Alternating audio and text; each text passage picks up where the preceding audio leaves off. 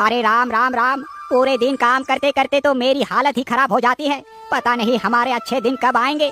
अजी, ये पानी पी लीजिए, इससे आपकी थकान कुछ कम हो जाएगी। लोहार तुरंत ही पानी का गिलास लेकर पानी पी लेता है। आहा, पानी पीने के बाद तो जैसे सारी थकान गायब हो जाती है। अजी, आज मैंने फिर से वही सपना देखा था। अरे भाग्यवान, वो सपना तुम्हें बार बार इसलिए आता है क्योंकि तुम उस सपने के बारे में ही सोचती रहती हो।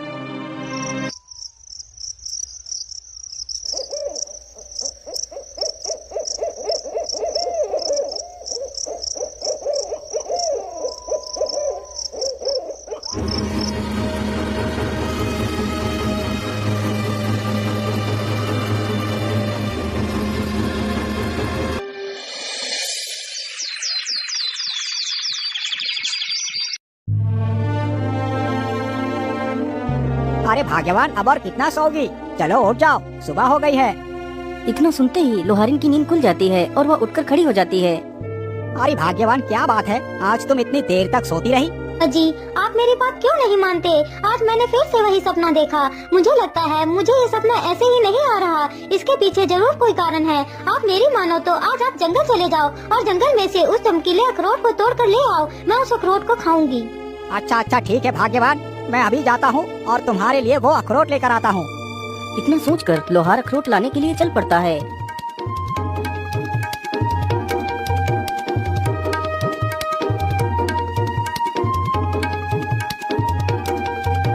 लोहार चलते चलते जंगल में काफी दूर निकल जाता है और उसी जंगल में पहुंच जाता है जहां पर वह अखरोट का पेड़ था।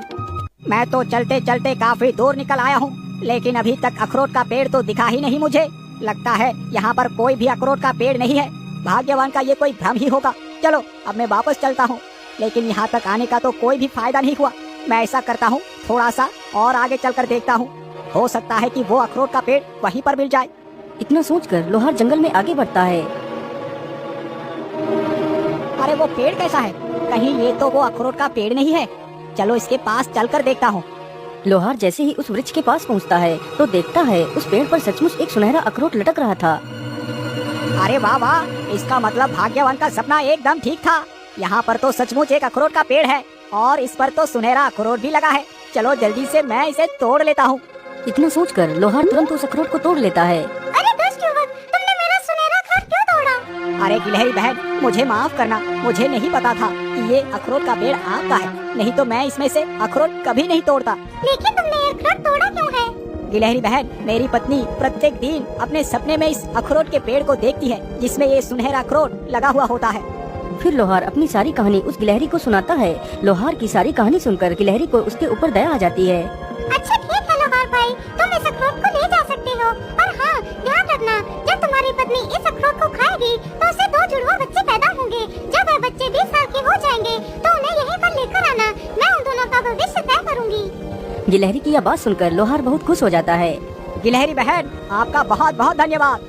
इतना कहकर लोहार अपने घर वापस लौट जाता है। घर पहुंचकर सारी कहानी अपनी पत्नी को बताता है। लोहार की बात सुनकर उसकी पत्नी बहुत ज्यादा खुश हो जाती है और जल्दी से उस अखरोट को तोड़ती है और उसे खा लेती है।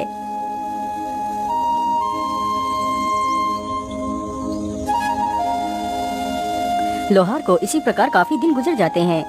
10 महीनों के बाद लोहार की पत्नी ने गिलहरी के कहे अनुसार ही 2 पुत्रों को जन्म दिया। पुत्र की प्राप्ति के बाद लोहार और लोहारिन बहुत खुश हो जाते हैं।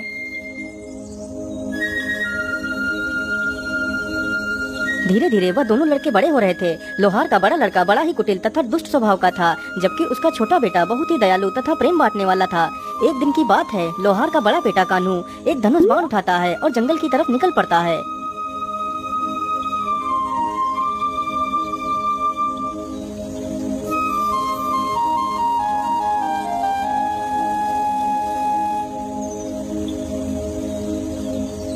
वह चलते चलते जंगल में काफी दूर तक निकल जाता है। तभी उसने देखा एक पेड़ पर एक कबूतर और कबूतरी बैठे हैं।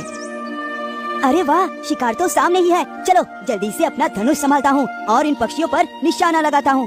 तीर जैसे ही कमान से छूटता है तो सीधा जाकर कबूतर के लगता है। कबूतर तुरंत ही जमीन पर गिर जाता है। अरे दुष्ट, तूने ये क्या किया? तूने मेरे पति को तीर क्यों मार दिया? मैंने तेरा क्या बिगाड़ा था? अरे मूर्ख चिड़िया, तू अपनी जुबान कुछ ज्यादा ही चला रही है। रुक, मैं अभी तुझे मजा चखाता हूँ। इतना कहकर वह अपना तीर उस कबूतरी के ऊपर तान देता है। रुक जाइए भैया, आप ये क्या कर रहे हैं? आखिर आप इन मासूमों को क्यों मार रहे हैं? आखिर इन्हें मारकर आपको क्या मिल जाएगा?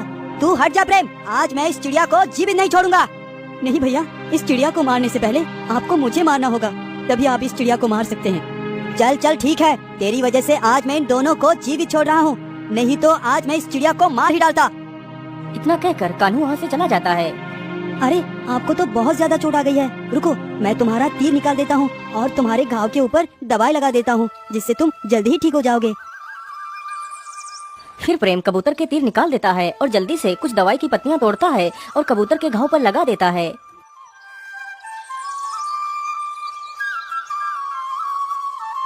अरे बेटा, तुम तो कितने दयालु हो, लेकिन तुम्हारा भाई तुमसे एकदम विपरीत है। यदि आज आप नहीं आते तो वह दुष्ट हम दोनों की जान ले लेता। हमारी जान बचाने के लिए आपका बहुत बहुत धन्यवाद। फिर वह दोनों कबूतर और कबूतरी वहाँ से उड़ जाते हैं।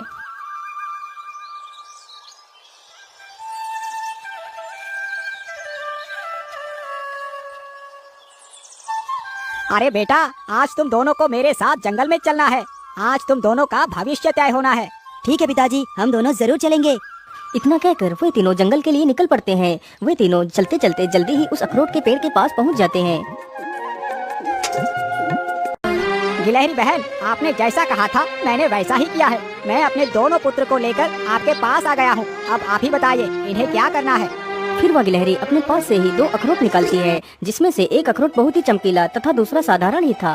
बेटा, अब तुम दोनों इसमें से एक एक अखरोट उठा लो। इन्हीं अखरोटों से तुम दोनों का भविष्य तय होगा। अरे वाह, ये चमकीला अखरोट तो कितना आकर्षक है। जरूर ये अखरोट मेरी किस्मत बदल देगा। मैं ऐसा करता हूँ, इस चमकीले अखरोट को ही उठा लेता हूँ। इतना सोचकर कान्हू पहले ही उस चमकीले अखरोट को उठा लेता है और उसका छोटा भाई उस साधारण अखरोट को ही उठा पाता है। अब तुम दोनों बारी बारी से अपने अखरोट को जमीन पर फेंको। गिलहरी की यह बात सुनते ही कान्हू अपना अखरोट जमीन पर फेंकता है। अखरोट जमीन पर गिरते ही अखरोट के 2 टुकड़े हो जाते हैं। उस अखरोट में से एक सफेद रंग का शाही घोड़ा निकलता है, जिसकी पीठ पर एक तलवार बंधी हुई थी। अरे वाह, ये तो कितना शाही घोड़ा है और इसकी पीठ पर तो एक धारदार तलवार भी है। इस तलवार से तो मैं पूरी दुनिया को जीत सकता हूँ।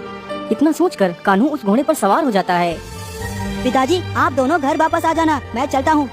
फिर कान्हू अपना घोड़ा लेकर वहाँ से चला जाता है। उसके बाद प्रेम भी अपना अखरोट जमीन पर फेंकता है तो उसके अखरोट से एक चमकीला पत्थर निकलता है। बेटा, तुम इस पत्थर को अपने पास ही रखना।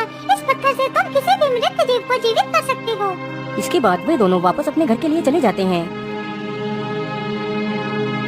लेकिन पिताजी, भैया अभी तक घर वापस क्यों नहीं आए? वो तो हम दोनों से पहले निकले थे। हाँ बेटा, मुझे लगता है कि कान्हू कहीं घूमने के लिए चला गया होगा। तुम चिंता न करो, वो जल्दी ही आ जाएगा। पिताजी, अब तो रात हो गई है, अब तक तो भैया को आ जाना चाहिए था।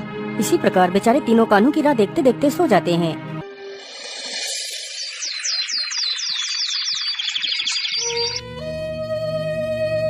अजी, कहीं हमारा बेटा किसी मुसीबत में तो नहीं फंस गया? अब तक तो उसे आ जाना चाहिए था।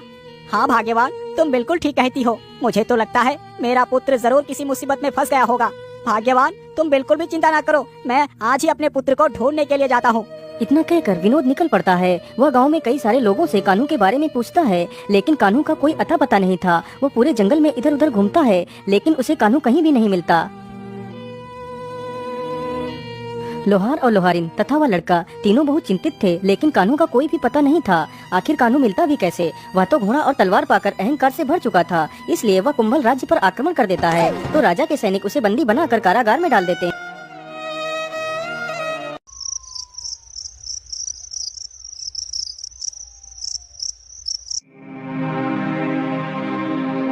महाराज, हमारी पुत्री तो विवाह की योग्य हो चुकी है, इसलिए हमें अपने पुत्री के लिए योग्य वर ढूंढना चाहिए।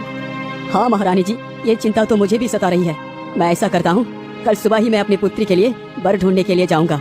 जैसे ही आधी रात होती है तो राजकुमारी बहुत ही गहरी निद्रा में सो जाती है। तभी वहाँ पर एक जहरीला सर्प उसके पलंग के पास आ जाता है और राजकुमारी को डस लेता है।